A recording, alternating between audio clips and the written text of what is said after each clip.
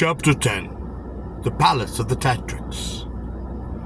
Resistance would have been useless. My weapons had been removed while I slept, foolish and trusting in the hospitality of Tharna. I faced the guards unarmed. Yet the officer must have read defiance in my eyes, because he signaled his men, and 3 spears dropped to threaten my breast. "I stole nothing," I said. "You may plead your case before the Tatrix," said the guard. "Shackle him," insisted Ost.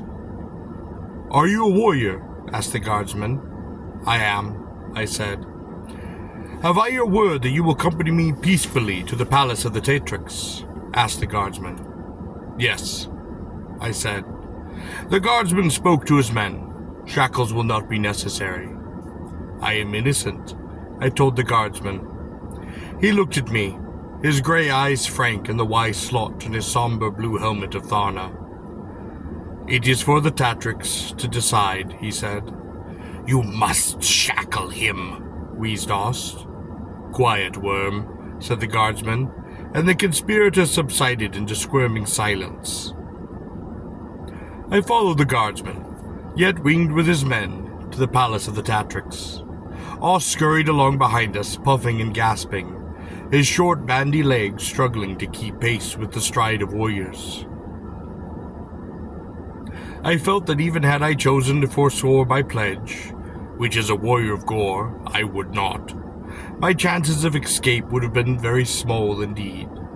In all likelihood, 3 spears would have transfixed my body within my first few steps toward freedom. I respected the quiet, efficient guardsmen of Tharna, and I had already encountered her skilled warriors in a field far from the city. I wondered if Thorn were in the city, and if Vera now wore her pleasure silk in his villa. I knew that if justice were done in Tharna, I would be acquitted. Yet I was uneasy, for how was I to know if my case would be fairly heard and decided? That I had been in possession of Ost's sack of coins would surely seem good prima facie evidence of guilt, and this might well sway the decision of the Tatrix.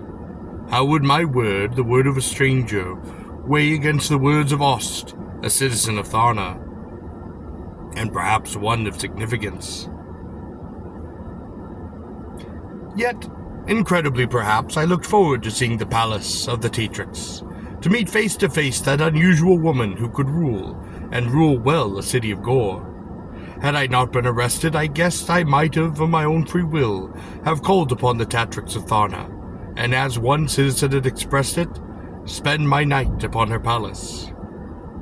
After we had walked for perhaps some 20 minutes through the drab, grizzled, twisted streets of Tharna, its grey citizens parting to make way for us, and to stare expressionlessly at the scarlet-clad prisoner, we came to a broad, winding avenue, steep and paved with black cobblestones, still shiny from the rains of the night. On each side of the avenue was a gradually ascending brick wall, and as we trudged upward, the walls on each side became higher, and the avenue more narrow.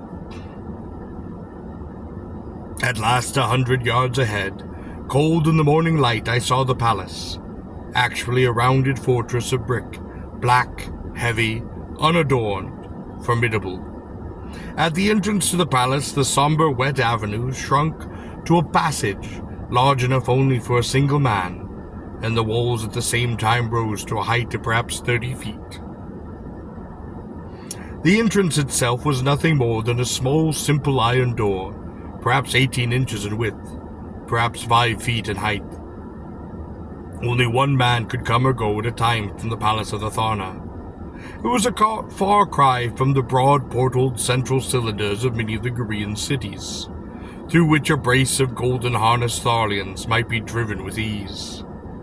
I wondered if within this stern, brutal fortress, this palace of the Tatrix of Tharna, justice would be done. The guardsman motioned to the door, and stepped behind me. I faced the door, first in the narrow passage. "We do not enter," said the guardsman. "Only you and Ost." I turned to regard them, and 3 spears dropped level with my chest. There was a sound of sliding bolts, and the inner door swung open, revealing nothing but the darkness within. "Enter," commanded the guardsman. I glanced once more at the spears, smiling grimly at the guardsman, turned and lowering my head entered in through the small door. Suddenly I cried out in alarm, pawing at nothing, hurtling downward. I heard Oss scream with surprise and terror as he was also shoved through the door behind me. Some 20 feet below the level of the door, in the absolute darkness with brutal impact, I struck bottom. A stone floor covered with wet straw. Oss' body struck by, and I fought for breath. My vision seemed ringed with gold and purple specks. I was dimly conscious of being seized by the mouth of some large animal and being tugged through a round tunnel-like opening. I tried to struggle, but it was useless. My breath had been driven from me. The tunnel allowed me no room to move. I smelled the wet fur of the animal, a rodent of some kind, the smells of its den, the soiled straw I was aware of. Far off I heard Oss' hysterical screams. For some time the animal, moving backwards, its prey seized in its jaws, scrambled through the tunnel. It dragged me in a series of quick, vicious jerks through the tunnel, scraping me on its stone walls, lacerating me and ripping my tunic. At last it dragged me into a round globe-like space, lit by 2 torches and iron racks, which were set with the fitted stone walls. I heard a voice of command, loud, harsh. The animal squeaked in displeasure. I heard the crack of a whip and the same command, more forcibly uttered, and reluctantly the animal released its grip and backed away. It crouched down, watching me with its long, oblique, blazing eyes, like slits of molten gold in the torchlight. It was a giant urt, fat, sleek, white. It bared its 3 rows of needle-like white teeth at me and squealed in anger. 2 horns, tusks like flat crescents, curved from its jaw. Another 2 horns, similar to the first, modifications of the bony tissue forming the upper ridge of the eye socket, protruded over those gleaming eyes that seemed to feast themselves upon me, as if waiting the permission of the keeper to hurl itself upon its feeding trough. Its fat body trembled with anticipation. The whip cracked again, and another command was uttered, and the animal, its long, hairless tail lashing in frustration, slunk away into another tunnel. An iron gate consisting of bars fell behind it. Several pairs of strong hands seized me, and I caught a glimpse of heavy, curved, silverish object. I tried to raise, but was pressed down, my face to the stone. A heavy object, thick as a hinged beam, was thrust beneath and over my throat. My wrists were held in position, and the device closed upon my throat and wrists. With a sinking sensation, I heard the snap of a heavy lock. "He is yoked," said a voice. "Rise, slave," said another. I tried to rise to my feet, but the weight was too much. I heard the hiss of a whip, and I gritted my teeth.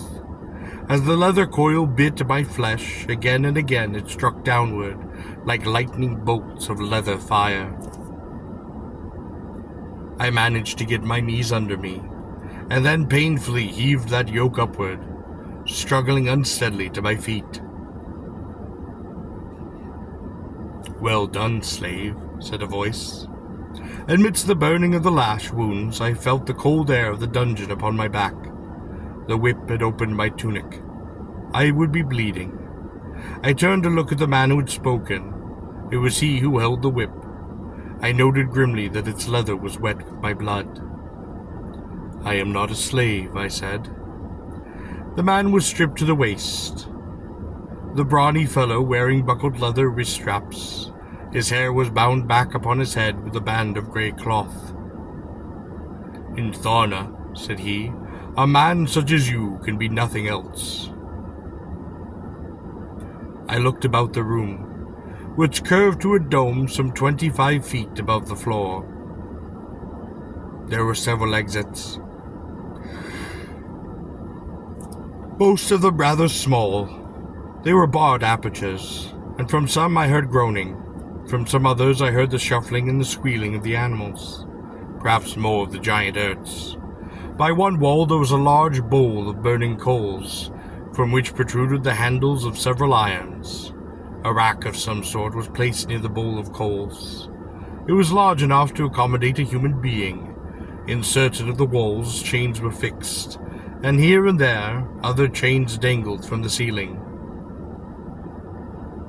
On the walls, as though in some workshop, there were hung instruments of various sorts. These I shall not describe, other than to say that they were ingeniously designed for the simple torment of a human being. This was an ugly place. Here, said the man proudly, peace is kept in Tarna. I demand, I said, to be taken to the Tatrix.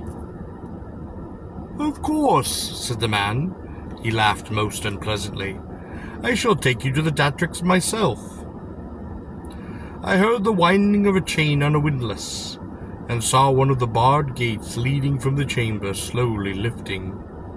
The man gestured with his whip, and I understood I was to go through the opening. The Tatrix of Tharna is expecting you.